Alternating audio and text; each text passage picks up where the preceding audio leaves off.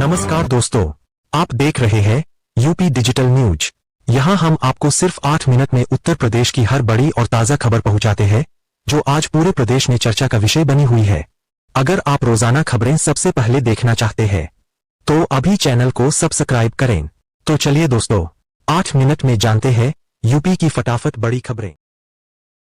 लखनऊ में नगर निगम की बड़ी कार्रवाई, 11 अभियंताओं का वेतन रोका गया। जानिए वजह। लखनऊ नगर निगम ने पहली बार कड़ी कार्रवाई करते हुए 11 जूनियर इंजीनियरों का वेतन रोक दिया है। यह निर्णय काम में लापरवाही और तय जिम्मेदारियों का पालन न करने पर लिया गया। नगर आयुक्त के अनुसार इंजीनियरों को शहर में फैले मलबे को हटाने और नियमों के तहत जुर्माना वसूलने की जिम्मेदारी दी गई थी, लेकिन इसमें गंभीर ढिलाई बरती गई। कई क्षेत्रों में मलबा लंबे समय तक पड़ा रहा और राजस्व वसूली भी नहीं हो सकी। इसी कारण जनवरी माह का वेतन रोका गया है। लक्ष्य पूरा होने पर ही वेतन जारी किया जाएगा। पीलीभीत हाईवे पर बड़ा हादसा, गन्ने से लदा ट्रक कार पर पलटा, कई लोगों के दबे होने की आशंका।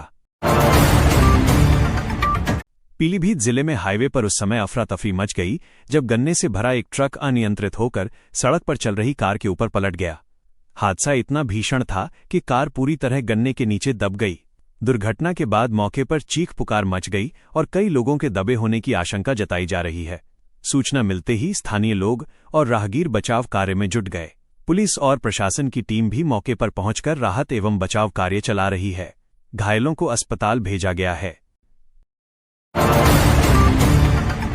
गोंडा में अमानवीय सजा, शिक्षक की क्रूरता से कक्षा 2 का छात्र गंभीर रूप से घायल।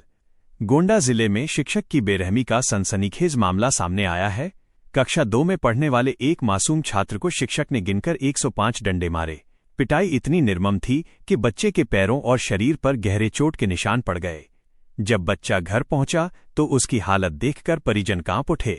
दर्द से कराहते बच्चे को तुरंत इलाज के लिए ले जाया गया। परिजनों ने स्कूल प्रशासन और शिक्षा विभाग से शिकायत की है। घटना के बाद इलाके में आक्रोश है और आरोपी शिक्षक पर सख्त कार्रवाई की मांग की जा रही है।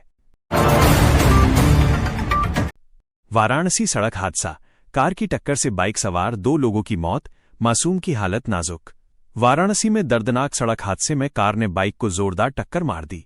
इस दुर्घटना में बाइक सवार 2 लोगों की मौके पर ही मौत हो गई, जबकि साथ मौजूद एक मासूम गंभीर रूप से घायल हो गया। बताया जा रहा है कि सभी लोग किसी निमंत्रण समारोह से लौट रहे थे। टक्कर इतनी भीषण थी कि बाइक के परखच्चे उड़ गए। हादसे के बाद मौके पर अफरा तफरी मच गई। स्थानीय लोगों की मदद से घायल बच्चे को अस्पताल पहुंचाया गया, जहां उसकी हालत नाजुक बनी हुई है। पुलिस ने शवों को पोस्टमार्टम के लिए भेजकर जांच शुरू कर दी है।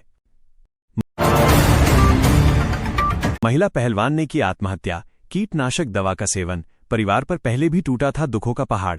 महिला पहलवान द्वारा आत्महत्या किए जाने का मामला सामने आया है। बताया जा रहा है कि पहलवान ने कीटनाशक दवा का सेवन कर अपनी जान दे दी। घटना के बाद परिवार में कोहराम मच गया। दुखद पहलू यह है कि पिछले वर्ष पहलवान के चाचा ने भी आत्महत्या कर ली थी, जिसके बाद से परिवार गहरे सदमे में था। माता पिता के न होने पर दादा दादी ही पहलवान का पालन पोषण कर रहे थे। सूचना पर पहुंची पुलिस ने शव को कब्जे में लेकर पोस्टमार्टम के लिए भेज दिया है। आत्महत्या के कारणों की जांच की जा रही है। गोरखपुर में भगवान राम ने प्रेम और न्याय पर आधारित राम राज्य की स्थापना की। गोरखपुर में आयोजित धार्मिक और सांस्कृतिक कार्यक्रम में भगवान राम के आदर्शों को केंद्र में रखकर राम राज्य की अवधारणा को प्रस्तुत किया गया। वक्ताओं ने कहा कि भगवान राम ने प्रेम, न्याय, सत्य और करुणा के आधार पर राम राज्य की स्थापना की थी, जहां प्रजा के सुख दुख को सर्वोपरि रखा गया। कार्यक्रम में रामायण के प्रसंगों के माध्यम से बताया गया कि राम राज्य में भेदभाव नहीं था और सभी को समान न्याय मिलता था। श्रद्धालुओं ने भजन कीर्तन और नाट्य मंचन के जरिए भगवान राम के आदर्शों को आत्मसात करने का संदेश दिया।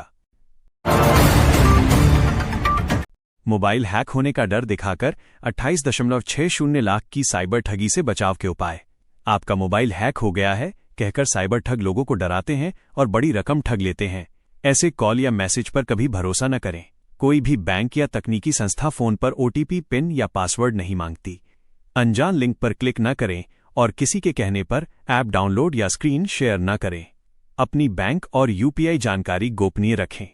मोबाइल और ऐप्स को समय समय पर अपडेट करें। यदि ठगी की आशंका हो तो तुरंत साइबर हेल्पलाइन 1930 पर शिकायत करें या cybercrime.gov.in का लिंक पर रिपोर्ट दर्ज करें। सतर्क रहकर ही साइबर ठगी से बचा जा सकता है।